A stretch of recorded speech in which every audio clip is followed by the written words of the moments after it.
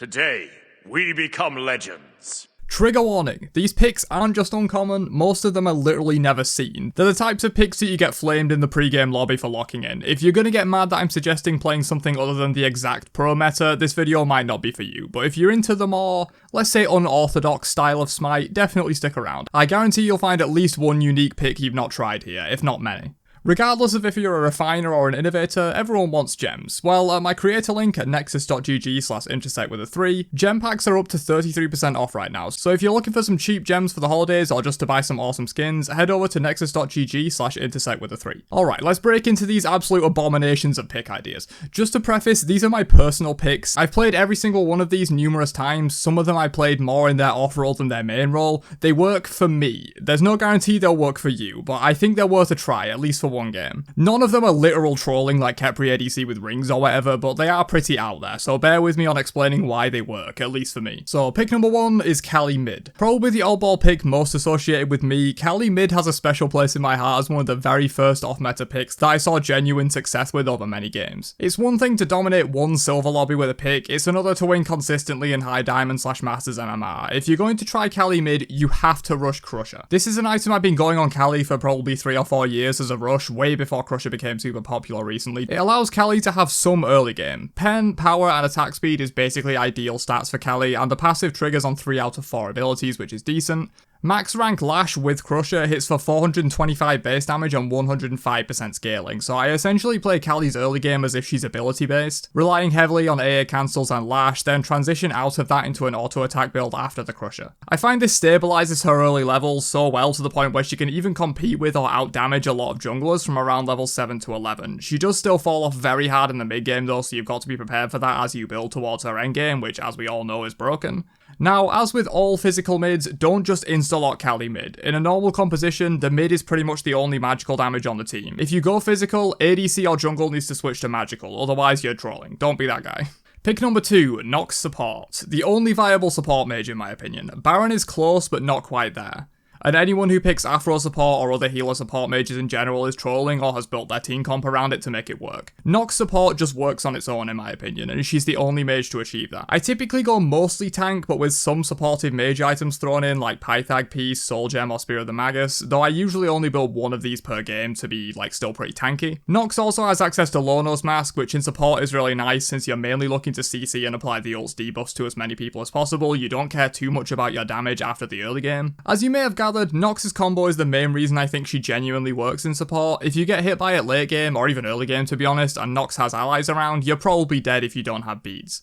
It's similar to, if not better than most support CCs, however, there's also Nox's ult to touch on since the damage reduction is absolutely absurd. 40% reduced damage output for 5 seconds on probably half the enemy team is really strong for a support. This pick definitely takes skill and knowledge to pilot, but if you're a good Nox player, aka you have a high hit rate on the combo, try her in support, you won't regret it. Pick number 3, Thanatos solo. Probably the least or second least off-meta pick in this video, Thana is genuinely one of the best solo assassins with access to near infinite sustain in a meta where teleport is absent from every single build. A cleave auto, which is a bigger deal than you think in solo, great single target damage for kill potential as well as scrotum and side camp. His 3 and AoE basics is enough to clear competently for the most part, especially if you pull the wave to group them all up. Thana has an execute, which makes him pretty much always a little bit relevant in the late game so long as you can coordinate for a clean execute. He can also play a lot more loose in solo because of his sustain and ult that allows him to fly out of a bad invade, gank, or wave proxy. Thanatos is very similar to Kama in terms of solo playstyle, but gets far less attention. Don't get me wrong, right now Kamazots is the stronger of the two, and if you want to win, pick him, not this guy, but if you're okay with number 2 and want a slightly different style but very similar, Thanatos will be great for you. Near infinite sustain, great tower dive with his ultimate, and great single target burst damage, all of the things Kamazots has. Build-in Bruiser with items like Blackthorn, Soul Eater if that's your jam, Shifter Shield, even Zerk Shield if you enjoy a bit of attack speed on Thana, though I don't recommend going full auto attack. And I usually go buff Death Toll as my starter nowadays. Thanatos stands as one of the premier assassin solos in my eyes, in the realm of Kamazots, Pele, Fenrir, Cleo, Set, and Thor. There will probably be others that are pretty viable, but those were off the top of my head. Give Thana solo the respect it deserves. Pick number 4, CHAAC Jungle. So this is a pick I've played the least of all by far. I hate CHAAC with a burning passion and I think he's one of the most boring gods in the whole game, but going full damage or mostly full damage in jungle actually makes him bearable. CHAAC mid also works by the way, but I already had loads of mid picks on the list so I went with jungle instead. CHAAC scalings are absurdly high for a warrior, which lends itself to power builds and going somewhere other than solo. You can also use this to find your own oddball picks actually. It's not the only indicator you need, but it's one you can use. When a warrior's base damages are really high but scalings are really low, they're usually better in solo or support with full tank or bruiser, but when a warrior has abnormally high scalings like 120% and 180%, that's when you should look into what a power build could do for them. That 180% scaling is on the heal, by the way. Yeah, a heal scales at 180% physical power. I don't really know why, and I honestly think highways just haven't noticed it was this high. For reference, Amaterasu's heal scales at 20%, Guan's heal doesn't scale at all, probably a remnant of his release days when they realised high scaling heals are a stupid idea, especially on tanks. Hercules' heal also doesn't scale, Horus' heal scales at 10%. The only two that come within the same star system as CHAAC's heal are Achilles and Tyr.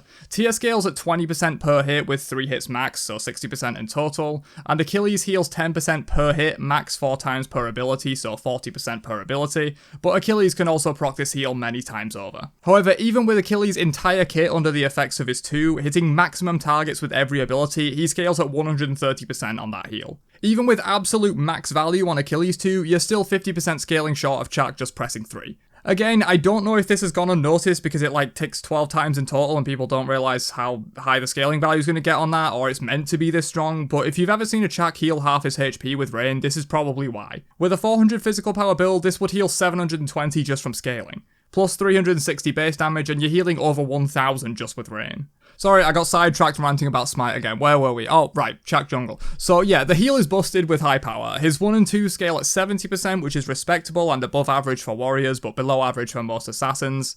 His ultimate though scales at 120%, which is well above average for warriors and probably above average for assassins as well. It does even more than Hercules' ult that literally only does damage. Stormcall also silences for 3 seconds and knocks up. If you haven't tried CHAAC in a damage role yet, or even full damage CHAAC solo, I highly recommend it. I legitimately can't see how a 180% scaling heal will last long if high-res find out about it.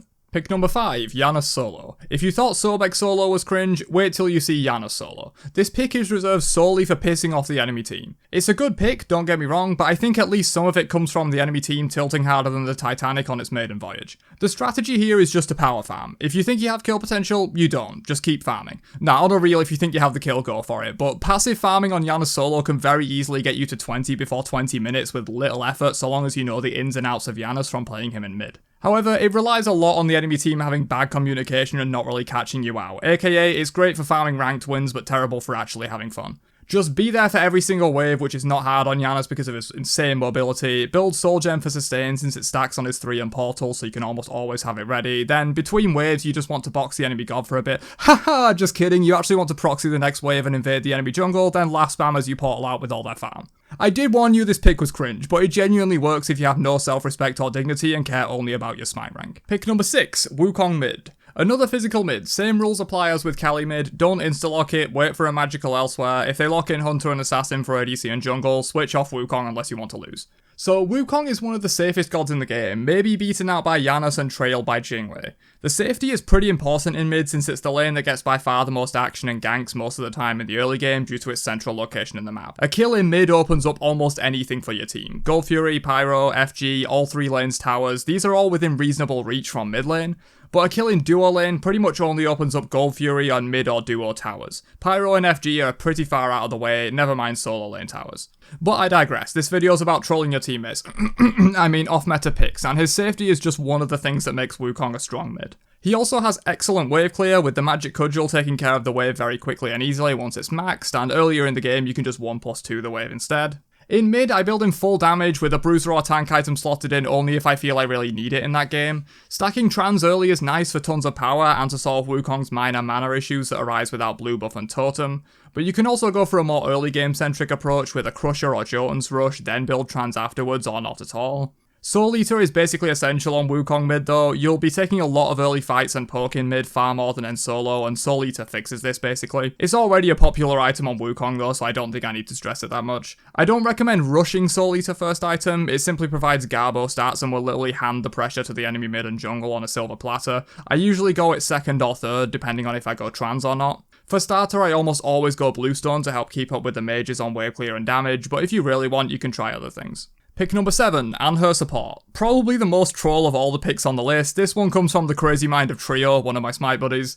If you don't immediately see this one, I can understand. You don't play ANHUR support like a normal support. You play completely unga bunga early game when your damage is still high above Guardians and you snowball the game. I'm not saying you can't win if you don't snowball early, but that's the general idea of this pick. ANHUR has some of the most solid CC of any hunter though, and it's all on basic abilities with fairly low cooldowns, rather than a god like JANUS that has almost all of his relevant CC on his ultimate. Impale is obviously the flagship. If you can reliably pillar Impale, even better, but even the jump can be used to peel, and the shifting sands has a larger impact than most think it does on a fight. I usually go Bruiser on ANHUR support with items like Shogun's Kasari, Frostbound Hammer, maybe even Frostforged if you're feeling spicy. You can also pick up Fail Not to give your own team crit, but that's a bit too spicy even for me. ANHUR also has access to Lono's Mask, but in my opinion, his success in the role comes from his above average damage compared to most supports, so I generally stay away from Lono's except maybe in the super late game when your damage is trash already and you may as well live a bit longer. Pick number 8, Bellona ADC. Probably a pick most of you have heard of, but most likely never tried. Bellona theoretically is a great ADC, but in practice she's just a decent one. Mostly due to the range diff. It's very hard for Bellona to compete in poke with a hunter in dual lane. So what I do is just not fight them on their ground. I just clear waves as fast as possible with Bellona's broken wave clear, then go unga bunga and run at them in melee range, then use my pressure to take camps and get enough of a lead that I can reliably win fights against a hunter. The ban of Zerg Shield from hunters was actually a huge benefit for Bellona ADC and similar picks, since that item is super strong, and now hunters literally can't build it in response. This is usually my rush on Bellona ADC. The core of Shozerk, Shoguns and Zerg Shield is super nice as it provides pretty balanced protection spreads when you account for base protections, as well as 55% attack speed between both items. You can go Golden Blade if you like, but I wouldn't say it's essential. I've had games with it that I've done well, and games without it that I've also done well. I'm still undecided on whether it's even necessary. And the penultimate pick is ULLR mid, definitely the second most meta pick on this list, and probably my second favourite overall as well. As a great man once said, it just works. ULLR is basically a physical mage, the most ability based of all the hunters. It's no surprise he works in mid. Despite that, I see Medusa, AMC, Chiron, Neith, Guardian, even Apollo mid more than I see ULLR mid for whatever reason. I'm not saying any of these picks are bad mids. I'm personally a huge fan of hunter mid since I like a lot of hunters but hate the ADC role.